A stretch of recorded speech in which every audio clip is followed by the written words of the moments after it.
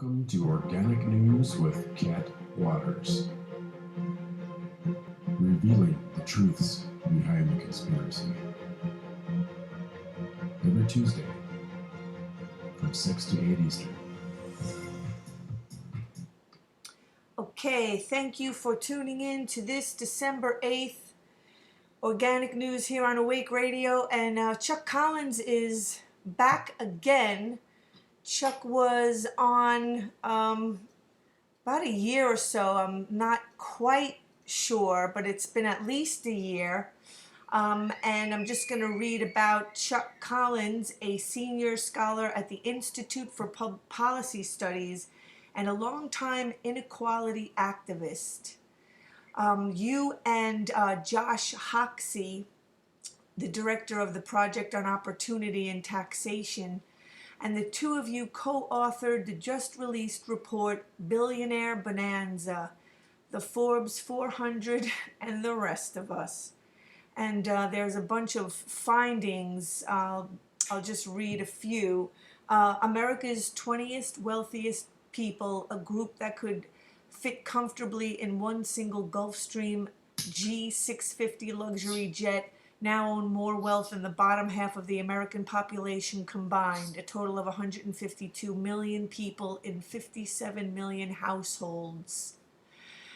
And there are some additional findings from the report, and we'll get to those. So thank you for joining me again, Chuck Collins. Good to be with you, Kat. Okay, so your article, or actually a report, Billionaire Bonanza, can be found at the Institute for Policy Studies. And so tell us a little bit. The key findings are at the very top. Yeah, I think that the big thing is, Kat, after studying this for a couple decades, we looked at new wealth data at the top as well as sort of what is it that the rest of us have, and we sort of looked at it together.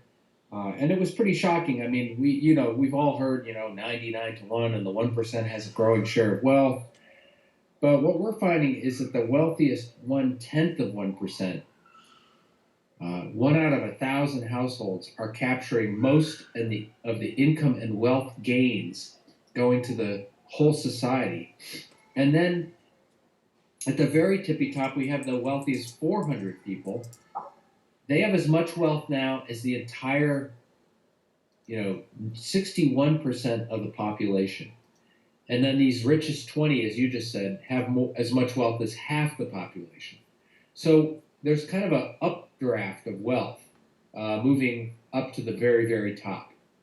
And it's a really stunning development, I think. And there's a connection between you and me and everybody else and how it's affecting our lives. And you make just basic points, really. Throughout this report, which, I mean, it's a little long, but it's not really that long.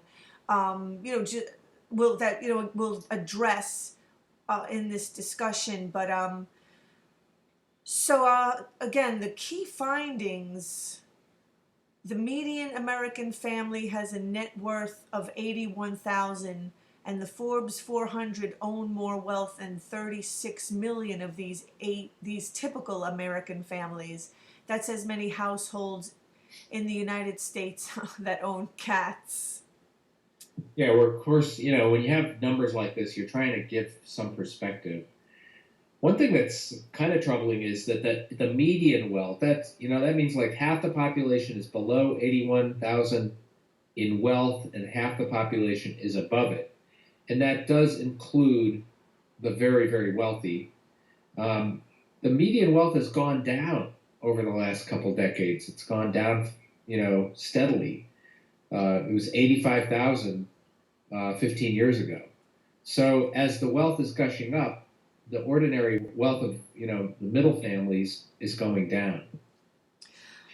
So I'm just going to read one more of these findings, and then we'll kind of move, because you're only on until 6:30, and I posted, the call-in number and asked people, if people call at about 20 after 6. So the wealthiest 100 households now own about as much wealth as an entire African American population in the United States. Among the Forbes 400, just 2 individuals are African American: Oprah Winfrey and Robert Smith. I don't even really know who Robert Smith is. Well, we were looking at the juxtaposition of wealth data. So a couple of years ago, we saw that the entire Forbes 400 had as much wealth as the entire African American population combined.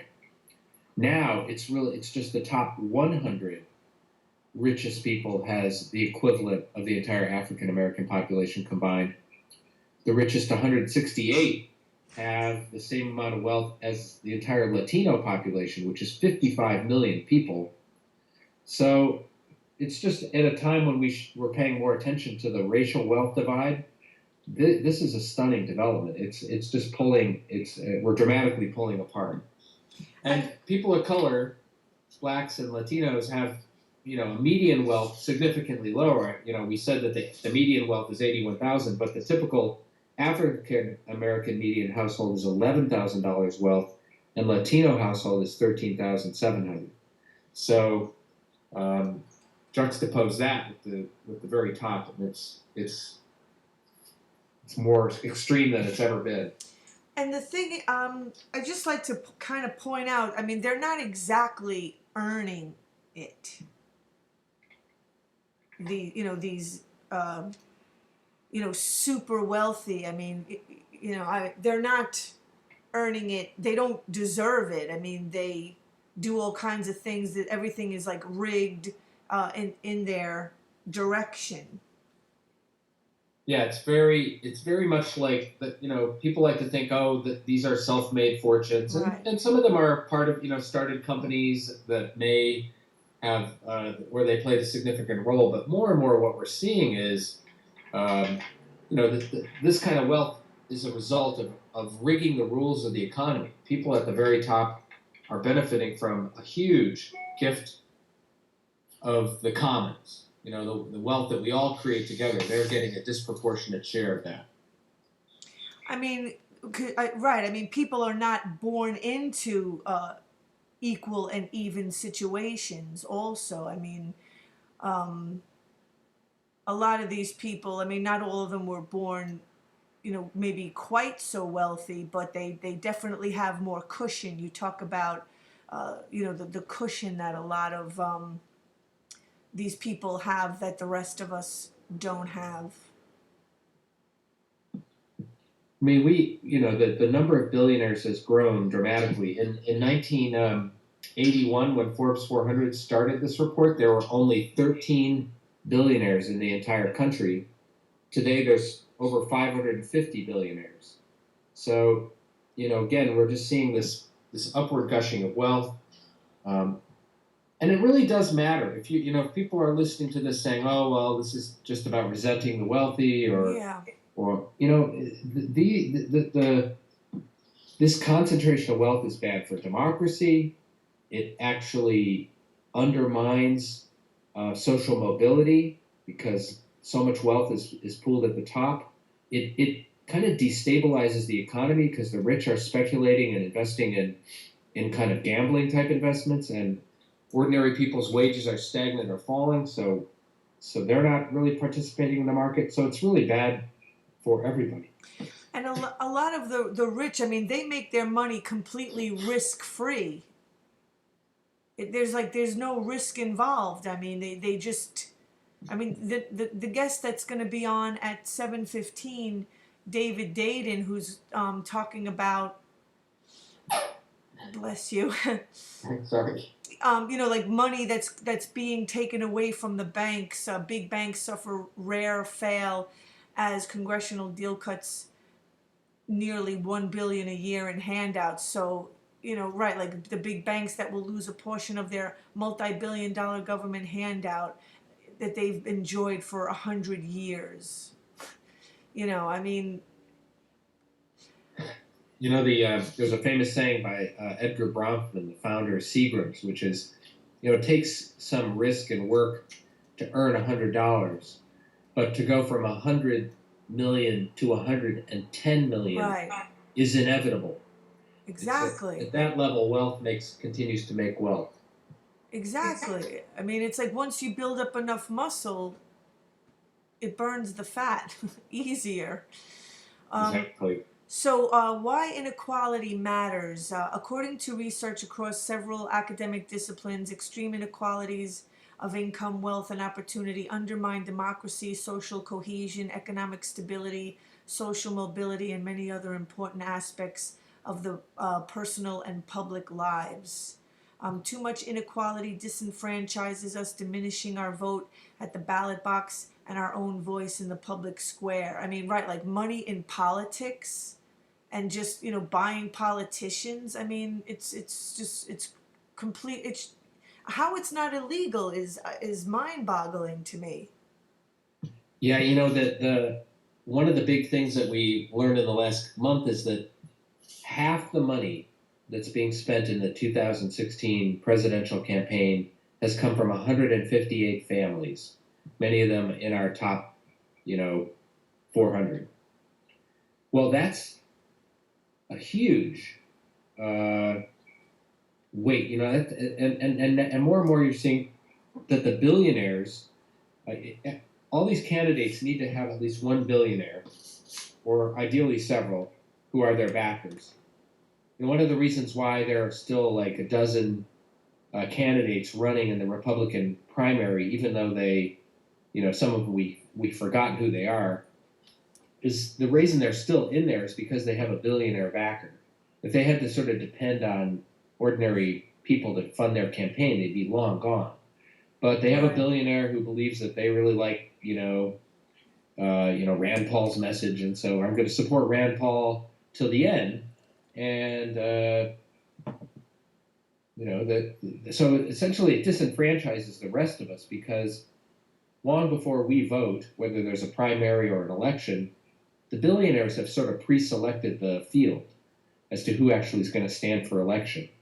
The obvious big exception there is Bernie Sanders, who has renounced, money from the billionaire class and has raised over 1 million donations from small donors, averaging $35 a donation. So otherwise, the rest of the candidates are completely beholden to the billionaires.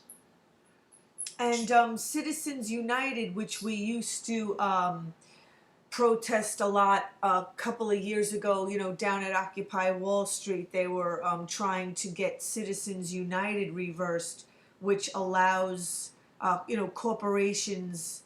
I think it was, just unlimited amounts of money to buy politicians and say that corporations are people and money is free speech. Exactly. I mean, it's completely like insane. It's like the wealthy are trying to buy up the laws of nature, even in their favor. I mean, you got to draw the line. In your article, you talk about, I mean, the people we need to intervene. Like there needs to be an intervention. Absolutely. And yeah, talk about some of your plans to tip the scales back into balance. Well, I think that's where we think that there's several ways to reduce inequality. One is by raising the minimum wage and raising the floor. But we're not really going to make it if we don't address the concentration of wealth. To do that, we need to actually propose some form of a wealth tax in conjunction with high income taxes and inheritance taxes. That's really the key here. But one of the big problems we have, Kat, is that a lot of the billionaires and the very, very wealthy are using the offshore system. They're moving money to Swiss bank accounts and the Cayman Islands, and they're using kind of exotic and complicated trusts to hide money and pass it on to their children and grandchildren without any kind of taxation or accountability. And so we also have to plug up the holes. We have to deal with the wealth escape routes. And to do that, that's going to take a political movement and a political will, but it's doable. We can do it. We just need to have the political will nationally. Right, I'm just going to take a look at this overview of public policies, right, to reduce the inequality, raising the floor, like you said. I mean, what do you think of people like, Donald Trump, who's not even in favor of a $15 minimum wage? Well, he's a kind of interesting example of someone who was born on third base. His father was a successful real estate developer, gave him a huge head start in life. Right. He was able to he sort of parlays that and gets everybody thinking he's sort of a self-made man. I know.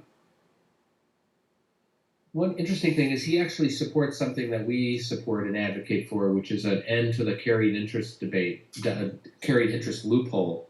So there's a loophole that hedge fund managers use to keep their taxes down by pretending that their income is capital gains income, not wage income.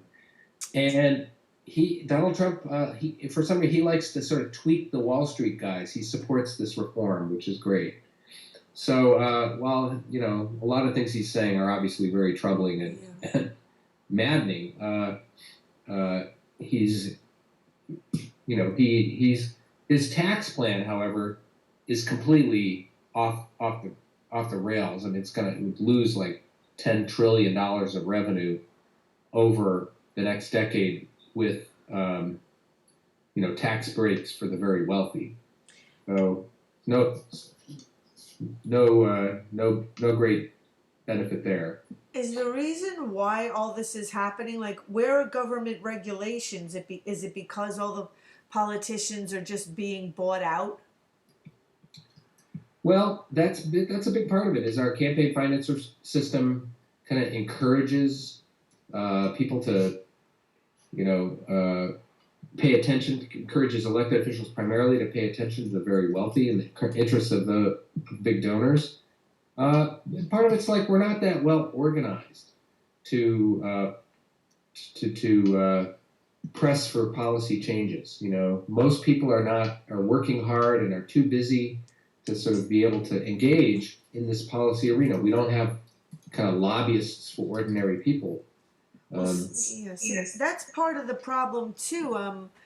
Is the fact that people need to, you need to make the time, because if you don't make the time, you're only, fueling your own, screwing, so to speak. I mean, you have to take the time to like do things more efficiently, especially on your own behalf. I mean, if the people don't even, make the effort on their own to make these changes, then exactly, I mean, why should the 1% do it?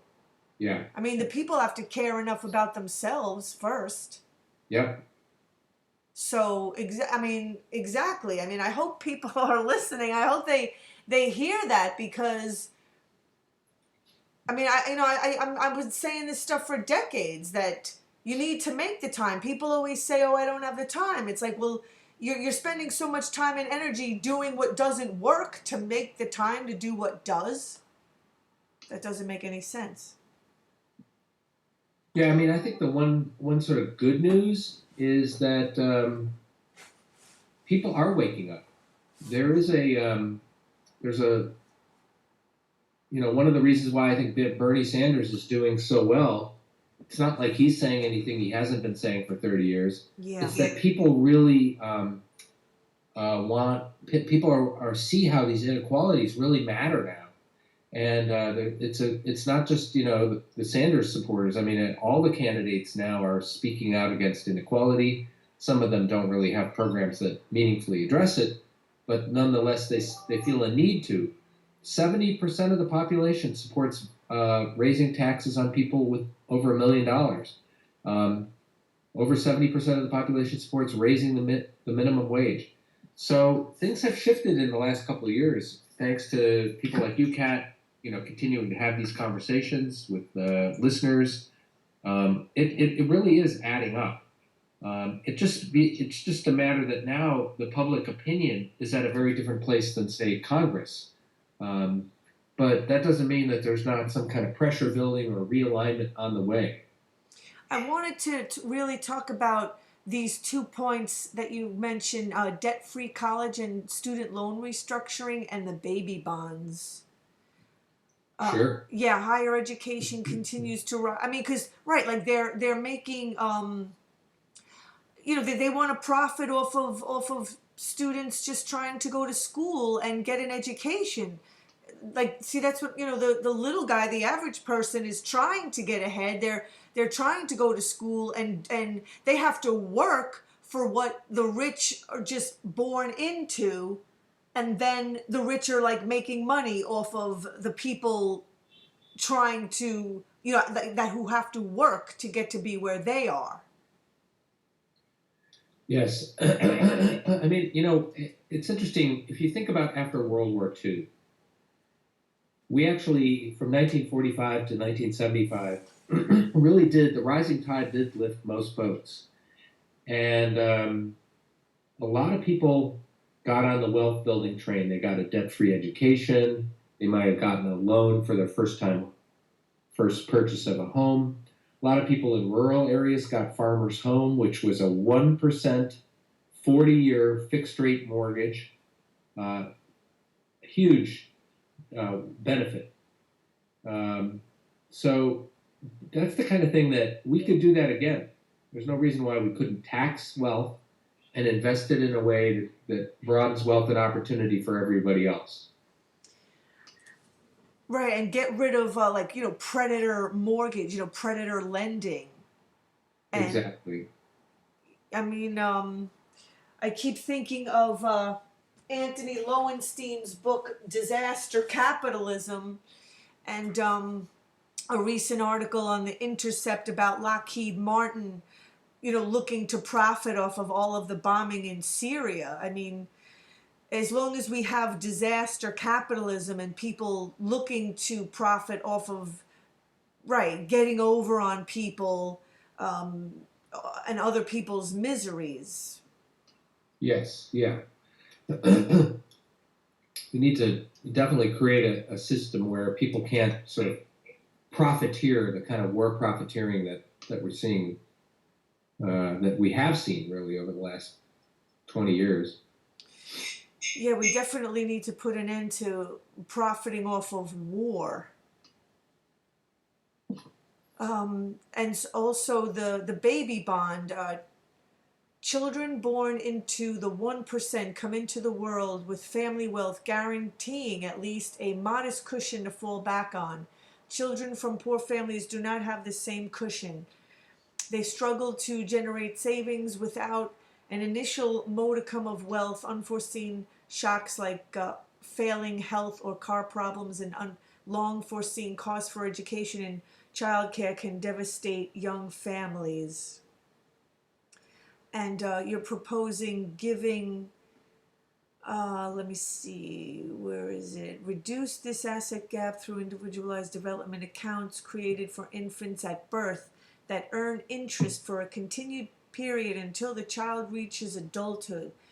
These child savings accounts, commonly referred to as baby bonds or children's development accounts, have taken hold in some states. Funding for these have usually come from private foundations rather than the public purse. Yeah, I mean, Kat, this is an example of what are the kinds of things we could do if we really wanted to reduce inequality. We could tax wealth and invest it in debt-free education. We could tax wealth and invest it in baby bonds that would give everybody kind of a level playing field. Right. And we're seeing a growing, like Senator Bernie Sanders has proposed, taxing Wall Street financial transactions and investing in debt-free education. Those are all powerful ideas, and they, I think, have people behind them. Think of all the students that have, hundreds of thousands of dollars in debt. There's, 40 million students that have $1.3 trillion in student debt. they could be a real movement. They could be a constituency pressing for these kind of reforms.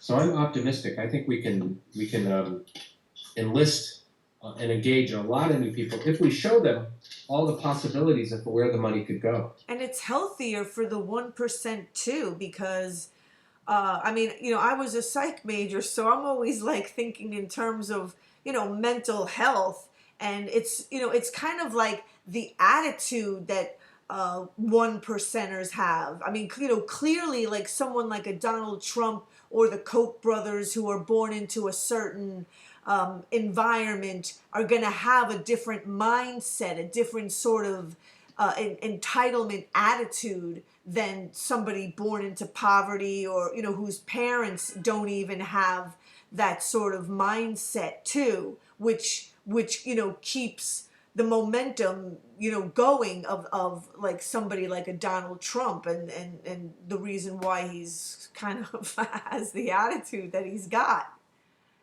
Totally. I mean, I think that in summary, I think that these more people heard about our report. It's really getting coverage everywhere. It's Australia. Good. I keep looking at the clippings from Pakistan, Jamaica, almost all the U.S. major media. NBC Nightly News did a really nice music video about it. So people want to check it out. The easiest way to find it is actually going to inequality.org, inequality.org, which is your portal that we created for data and commentary. Sign up for our regular newsletter, Too Much, which is a monthly little update, a roundup on these inequality trends. It's all,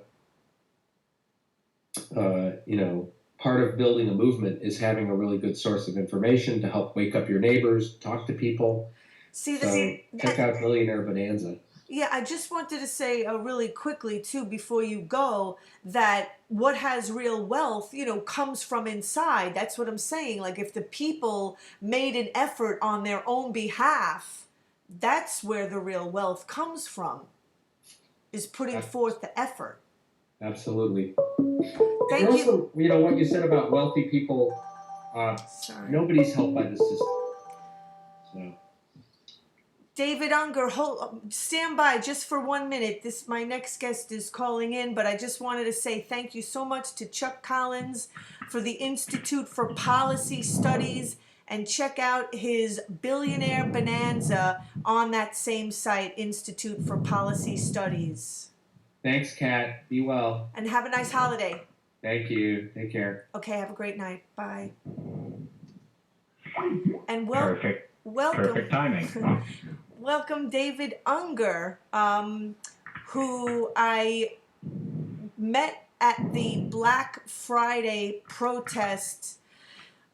What was that, a week or so, 2 weeks ago? Yep, just a week or two ago. And it was the tour of shame, where not enough protesters were going around. Some of us started at Herald Square, Macy's, and met up with people that were protesting in front of Guitar World. I think that's where I met up with you. Tell us. Yeah, Guitar Center. Sorry, yeah, Guitar Center. And you're from the Murphy Institute of CUNY School for Professional Studies, and you're involved in labor studies and union, or preventing union busting. Yes, I am. And so why were people protesting outside of Guitar Center? Well, first, thank you for having me on, Kat. Yeah, welcome to Organic News. So I think what has become an annual occurrence, much like, unfortunately, the idea of Black Friday as a shopper's day has become an annual occurrence, fortunately means that our side gets to fight back and make Black Friday an annual day of remembrance and of action on support of working people. Retailers use Black Friday use Thanksgiving to further their abuse of retail workers and ensuring that retail workers don't get to enjoy the same holiday as others. And so in what has become a basically annual occurrence, groups like the Retail Action Project and our Walmart used it as an opportunity to highlight some of the companies that are most egregiously treating working people in the retail sector. And what are they doing exactly? Like, what are some of the abuses? Guitar Center, which was the beginning of the Retail Action Network's tour, workers at Guitar Center have for the past few years been fighting to form a union. They've been working with the Retail Action Project and with the help of unions like RWDSU to attempt to form unions and have met with some of the standard anti-union practices that you see from retail employers, ranging from threats and intimidation and captive audience meetings and moving retail workers around and running them out. Companies like Guitar Center and Walmart and Was it Staples was the other one? Yeah. And that's the thing is thankfully, in one sense, in a show of solidarity, Retail Action Project doesn't work alone. So Staples, the big fight with Staples is actually a fight with the Postal Workers Union, with APWU, who has been running a fight against the privatization and outsourcing of our postal service. Staples has, for the last few years, been pushing the Republican-led Congress to outsource postal work jobs and outsource post offices to Staples. I don't know if people know, but the post office has been under sort of an increased attack ever since in their wisdom, the Republicans made the post office fund future pension liabilities in a way that no other agency, government, or business would ever do, as a way of ensuring that the post office would always have to at least show to be running itself into trouble. Again, it's a false narrative, but one that helps companies like Staples step in and say, we can do this cheaper and better. And so there's been a boycott against Staples by the American Postal Workers Union for their role in attempting to privatize post office with good union public jobs with benefits and pensions and turn them into your run-of-the-mill retail job, which unfortunately we know means low wage, no benefits, low pensions, and the like. I mean, yeah, I just I can't help but feel like that is definitely related to the prison industry. You arrest people, you put them in jail, you get them to do a full day's work and pay them, what is it? I don't like $2 a day. I mean, I know 20. Some places I've seen are something in the 16 to 24 cents an hour. You know, right. I mean, the idea is to get people into debt while they're in jail. Yeah. Forever, like indefinitely. Charge them for what normally you would get for free in jail. I mean, like a pair of flip-flops or a little thing of toothpaste or, phone calls or whatever things they have in the commissary and completely and corporations are all in on profiting off of charging astronomical prices for phone calls, and things that people need, getting them right, and then making them work a full day and paying them whatever 24 cents or whatever it was that you said, and never letting them be free and keeping them in a debtor's prison. Like Followed by basically ruling them out from their ability to get employment afterwards, with employment discrimination against people who have conviction. I mean, I think one of the, again, it's a shame that it's taken this long, but I think the growing realization on the part of the labor movement and the larger left, and especially the white left, accepting that you cannot talk about economic justice without talking about racial justice.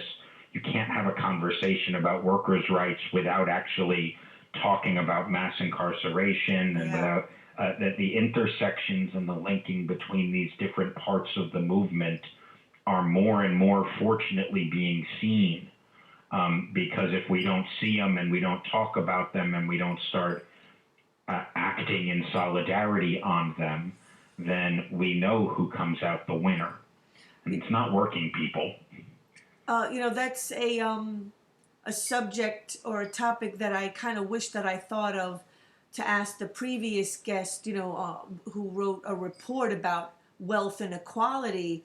And I mean, exactly. It's like, how are, poor people supposed to lift themselves up when, I mean, the system is completely rigged. I mean, they have, school to prison pipelines where they just, it's like the entire world is literally become just one gigantic machine. It's funny. I just got out of my final. I teach at Empire State College, a group of apprentices, of electrician apprentices, and I just got out of teaching the last class of the semester in a Principles of Trade Union class. And just tonight we were having a conversation about this is a self-perpetuating system. One of the students asked whether this is the nature of capitalism, and the idea that if a system which attempts to teach people that your job is to continue to get ahead at all costs can only inevitably lead to a system where fewer and fewer people amass more and more power and wealth and do whatever they can to perpetuate their power and their wealth. I never believed that capitalism and nature should ever be in the same sentence, because one is at the complete expense of the other. And to me, capitalism is anything but natural. It's completely man-made, and it's completely ill, and of course it's unsustainable on a finite planet, which is so much part of the problem. And human beings can't even keep up, and the people who think that they're profiting off of it, the sociopaths, the power junkies, whatever you want to call them, are truly in desperate need of an intervention and a 12-step program. Well, I think, again, it's I would agree about the unnatural quality of capitalism, but fortunately or hopefully it is in the nature of humanity to at some point fight back, and I think you see that happening. And as I come from, I was a union organizer for 15 years before moving more into labor education. And I am heartened in a sense, but that the labor movement, I believe, is starting to acknowledge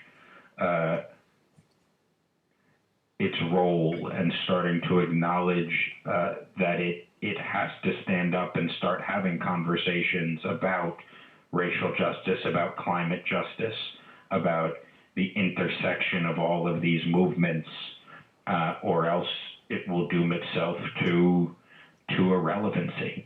I wanted to, because you just mentioned the climate, and I say this I'm not trying to sound, sometimes I'm afraid of, sounding too cosmic or something, because I studied health and fitness most of my life, meditation and yoga since the 80s. It's a no-brainer to be healthy and have emotional and just, and financial health and fitness also. And we don't have financial health and fitness at all. I mean, we have literally it's mental illness, like the people who and I blame us too. Like, we've allowed them to amass ridiculous amounts of power, but seeing as that you mentioned the climate, I wanted to just refer to this guest that was on Democracy Now!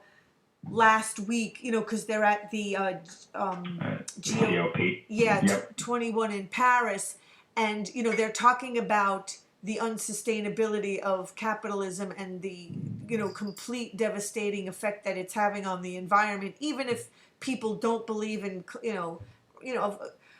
climate change. Mhm. I mean, of course, if you're in complete denial because you're making so much money, of course you're going to be in denial of climate change. But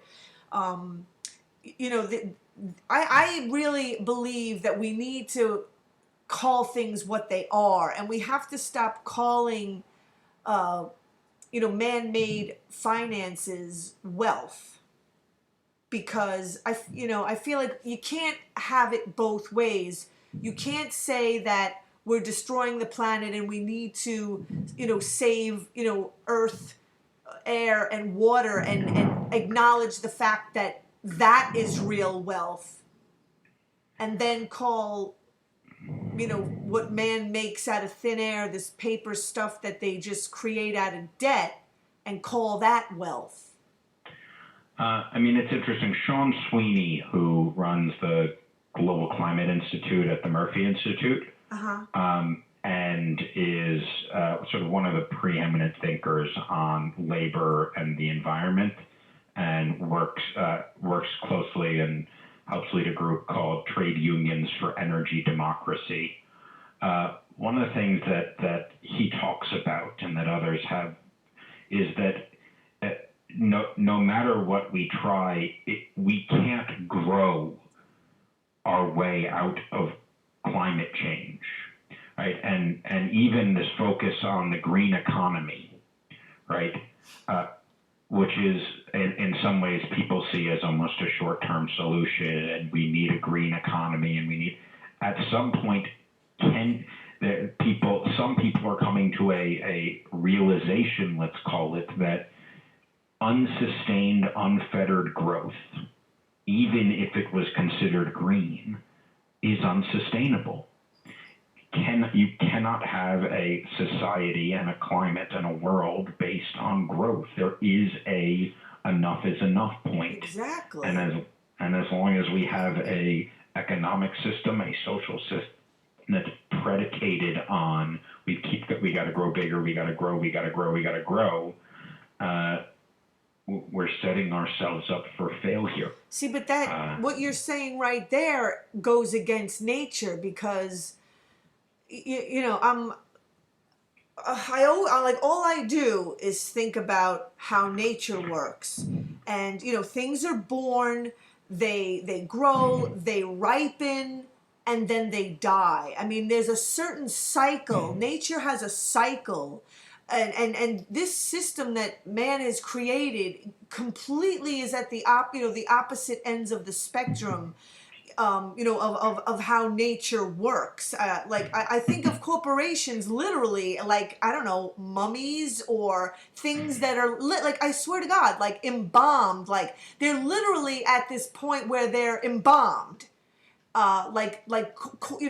corpses or something that are just going to live forever. Like, they want to be completely immortal, which is insane. I mean, it's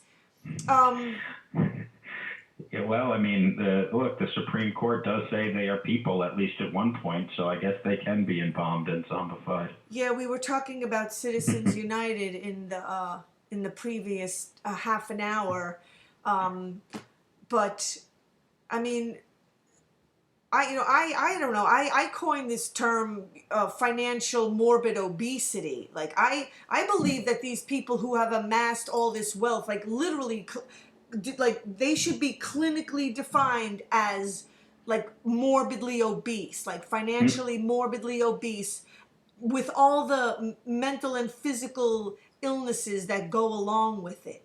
I mean, there is an argument over once you get that much wealth and that much power, it cannot help but change you and impact your ability to see the world and see other people and see other people's suffering and your connection with it. I mean, the fact that we live in a society where 100 families have more wealth than the entire African American community.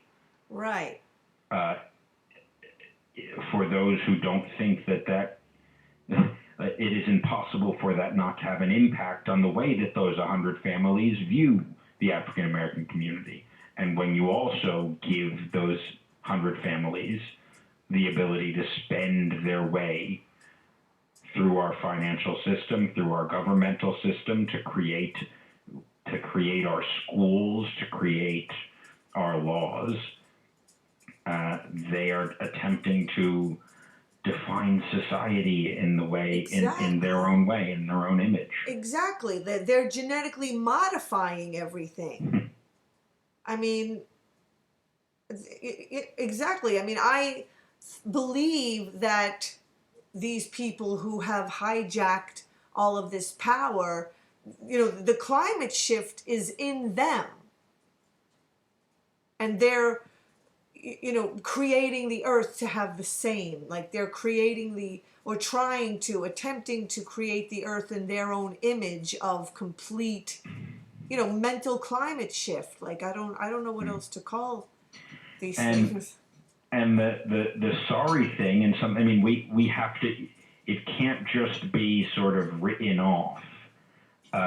People living under the yoke of this system still have the short-term interest to survive. And that's where we get into sort of real problems over,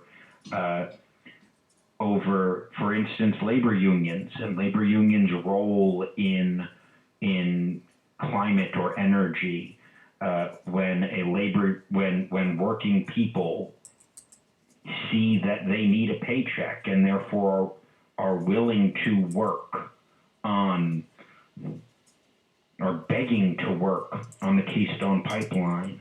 And if you're a representative of those workers and can't keep people employed as your short-term need within our society, what does that leave you, and what are you supposed to do? These are some of the dynamic tensions that unions specifically, more than most, have. Unions as membership organizations with a responsibility to their members first, and with being elected by their members, and who can be unelected or voted out of office if they don't continue to do the work of their membership. How do you, as a leader of a membership organization, respond to that when, if you know or if you believe, but that job may kill the earth? Right. People smarter than me got to answer that question, or right, that is a question. I mean, this constant dynamic tension between short-term self-interest and long-term, and different conceptions of self-interest are going to stand in the way of our real solidarity that we need to make change, whether it's environmental justice or racial justice or economic justice that we seek. I mean, why can't these people that have this sick amount of wealth, just be happy with what they have? Mm-hmm. I mean, or even a lot less than what they have. I mean, if this constant need for growth, like you were referring to before, I mean, why? Like it's not even individuals. It's been codified. It's been the idea that shareholders can sue if you were a quote unquote more benevolent or responsible business owner of a public company. shareholders can sue you for not attempting to maximize growth and profit. So we've gone to the point where, again, the system perpetuates itself, where it's not enough to grow. You have to be growing by as much as you can each year, and if you don't, you can be fired from your job. You can be voted out of your position. We have incentivized a conception of growth This is what I'm that saying. no one's ever seen before. These people need therapy. I mean, they truly do. I mean, global economic system therapy. They're total addicts. They're complete junkies. I mean,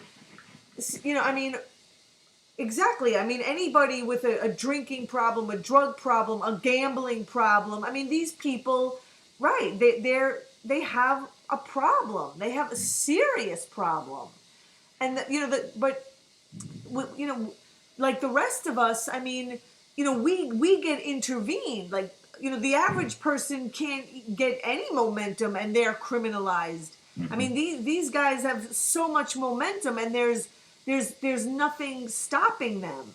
Well, I would say, and sort of to bring us full circle back towards the start, the only thing that has ever had the chance to stop them is organization, is the power of people getting together, and for its flaws, the labor movement is still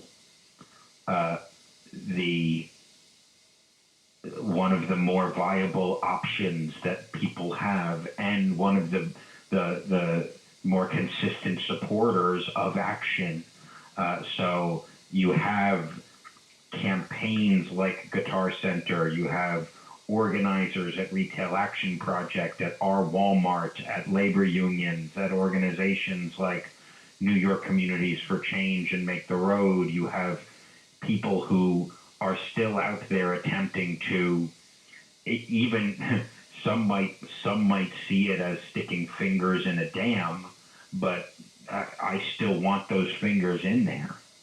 And actions, were we going to stop the spread of consumerism on Black Friday with our protest? Were we going to stem the tide of the growth of the Walmarts by the people who were at Allison Walton's condo?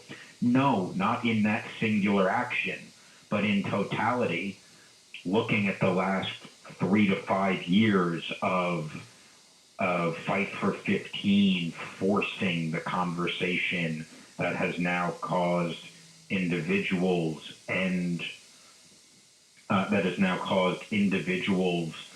companies like even the Walmarts to have to raise wages, but also importantly has caused our so-called political leader class and candidates for president to be counted on whether or not workers should have higher wages. These things, if you had even told an astute believer 5 years ago that Fight for 15 wouldn't be a pipe dream, but would be an actual action call and plan, most of us would have said you're crazy.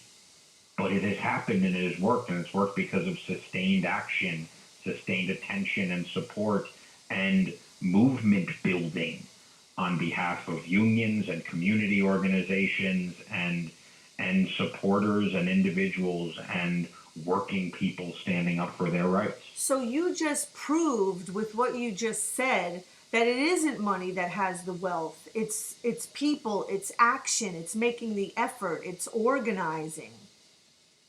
I talked to a friend brought me into she teaches high school, and I got to go speak at Career Day to her students, and talking about rights and talking about power with high school students, and talking about honestly the idea that what we see, some ways you have to acknowledge the multiple types of power in our society. We cannot ignore that money is power in our society. We cannot ignore that weaponry is power in our society. and that includes everything from those committing fear and terrorist acts to those with the weapons who are running the criminal justice system as well. And we can't ignore that the only power we really have left in our hands is the power of organization, is people power, is numbers, is how many people can we bring to bear, how many voices can we raise, how many feet in the streets, how many words on the internet, how many people can we bring to bear to say enough is enough. Right, because money, real wealth needs to be backed by real wealth. And as long as people are just chasing after this, I just call it genetically modified. Money is just genetically modified if it's being used as a weapon against you. Right, if it's not backed by your self-esteem and your self-worth and standing up for yourself, and it's actually at the expense of yourself, or you have to degrade yourself to get it, then excuse me, keep your money and I'll just, keep my self-esteem.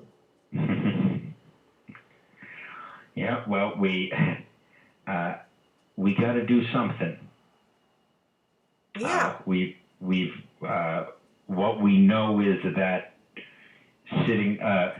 if we sit on the sidelines and keep our, no matter how daunting it seems, Yeah. no matter how daunting fights for workplace justice, no matter how daunting fights for larger economic justice, or how daunting fights for climate or environmental justice or racial justice seem, if our only other choice is sit quietly with our hands over our ears and our eyes scrunched closed, that ain't an answer. That's not our alternative.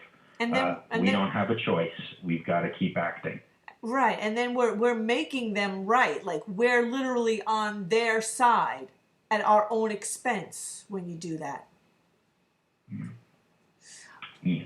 Can you talk a little bit about what worker cooperative is?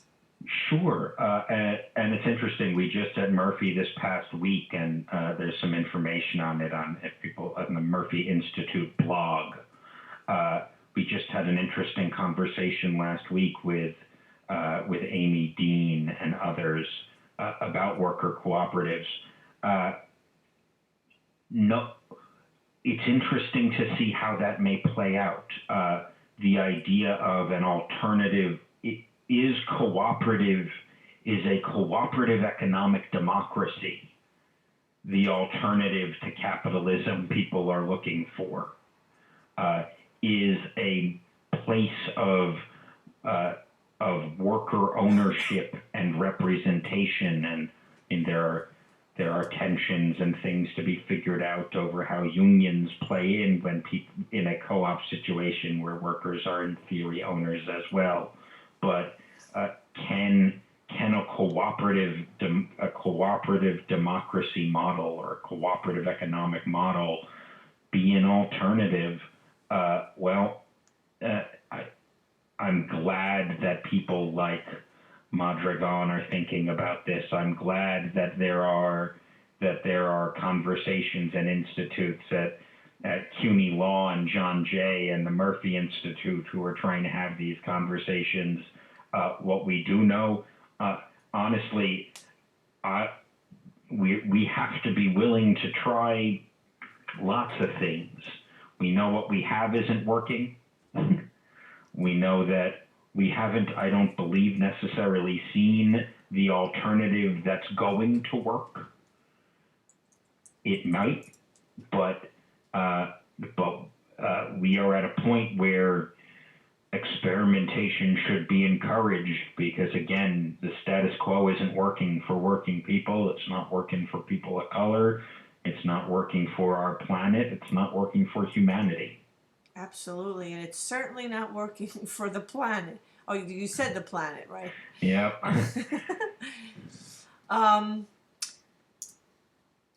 So what are some of the things that you're working on, for the future? And I mean, is it, just like kind of getting people organized, like trying to teach them their rights?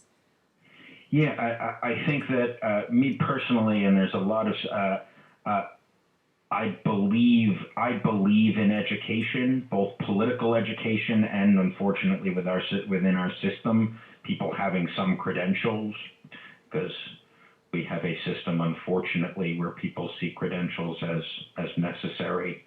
But we need to do a better job of continuing to spread political education among our worlds. Political education can happen person to person. We did the New York City AFL-CIO Young Workers Group did a educational conference on storytelling, talking about how people need to tell their stories and tell the story of their unionism and tell the story of why it matters to them, to their neighbors and coworkers and family. We need to build this sort of class of politically educated activists. We need to continue to support direct activism around workplace issues. Groups like Fight for 15, groups like Retail Action Project. We need to be out there in the streets, marching with them. And Oh.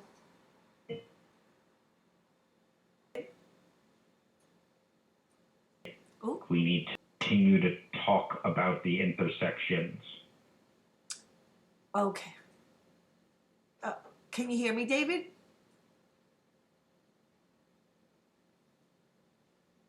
Hello?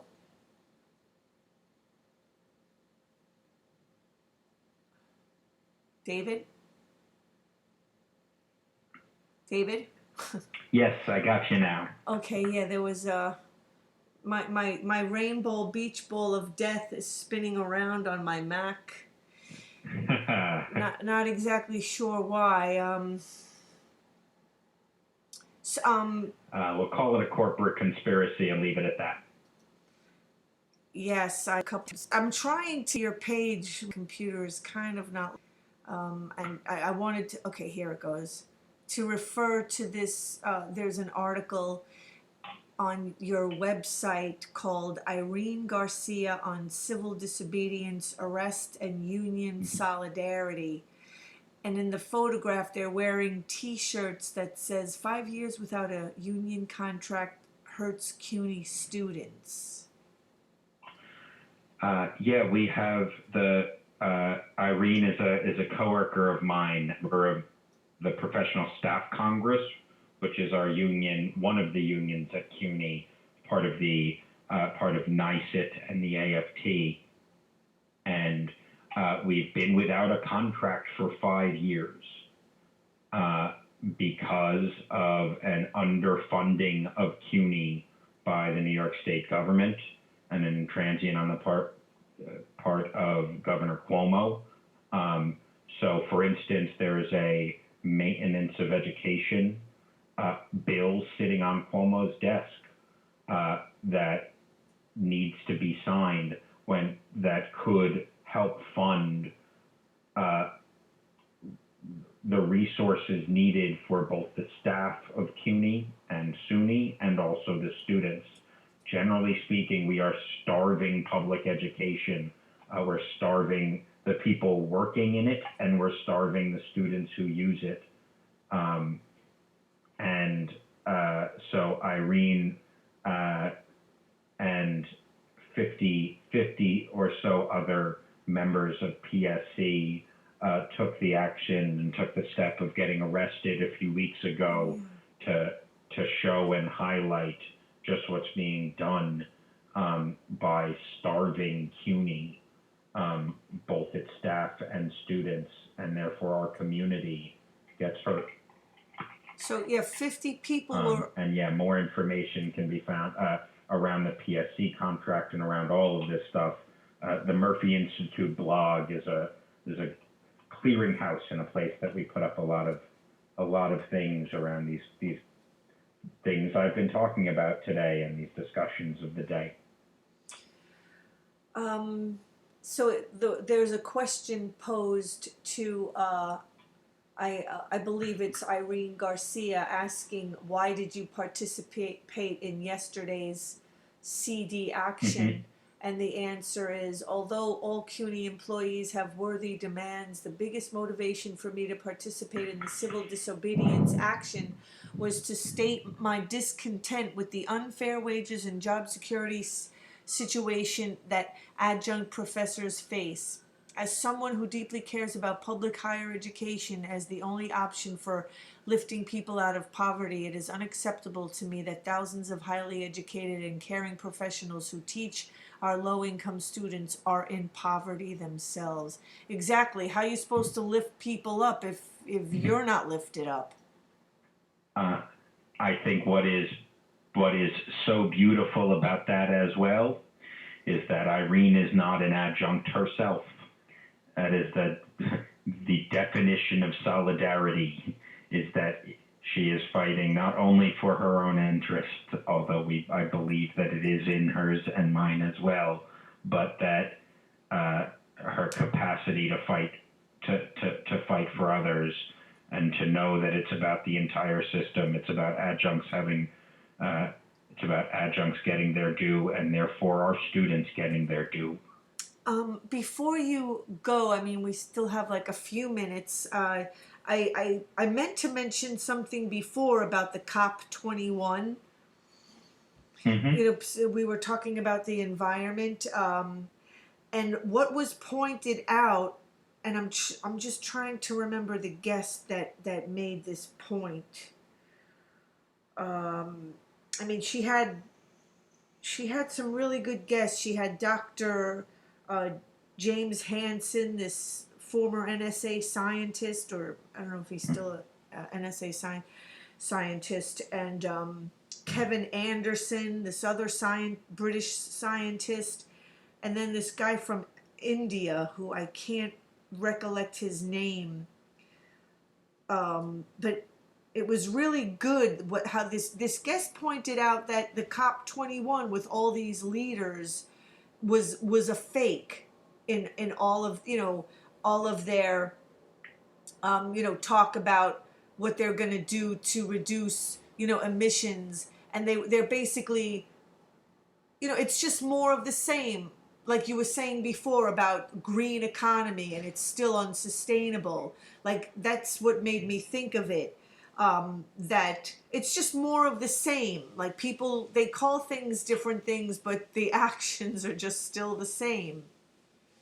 That they're not doing enough. Yep. Like, they're not aligning themselves with nature and what needs to be done. They're doing what they want to do, and then expecting things to change. And I mean, look, anyone holding their breath that a collection of corporatist world leaders are the ones who are going to solve our climate crisis will be holding their breath for a long time. Exactly. That's not where the solutions are going to come from. That's not where the real change has ever come from.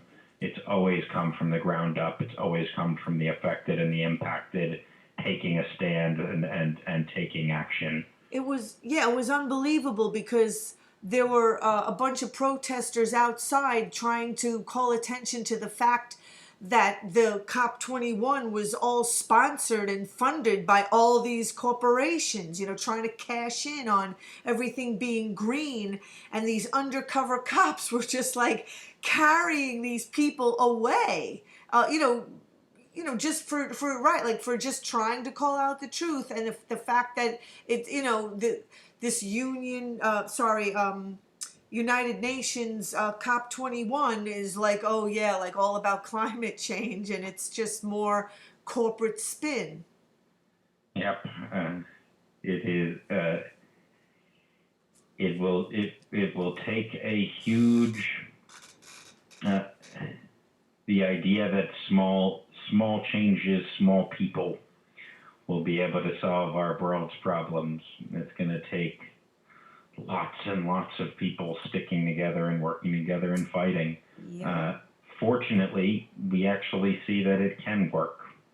It's worked on small scales, it's worked on medium and large, and the principle of unionism, which is is solidarity and people taking and fighting for power. Amen. And every arena. It's funny. I may be a labor educator, but all I know in my entire career is organizing. Can we bring people together to see that their interests align and see that it is in their interest to take action against power? Exactly. If enough of that happens, maybe we can change or fix the world. Healthy relationship skills. Relating to one another in healthy ways. Yep. There's a start. Thank you so much, David Unger from the Murphy Institute at CUNY. Thank you for having me. Keep up the great work. Thank you. Take care. Speak to you soon. Okay, have a great night. So I just want to please encourage people to check out April Waters with 2 T's on YouTube. Please support my independent journalism or the Awake Radio and the number 1 with no spaces on YouTube. And my organic news podcasts are there with a PayPal link to support, because again, if we don't support each other, all you're going to get is propaganda, genetically modified news, and just more corporate spin. Please stay tuned for David Dayden and his article with The Intercept entitled Big Banks Suffer Rare Fail as Congressional Deal Cuts Nearly $1 billion a year.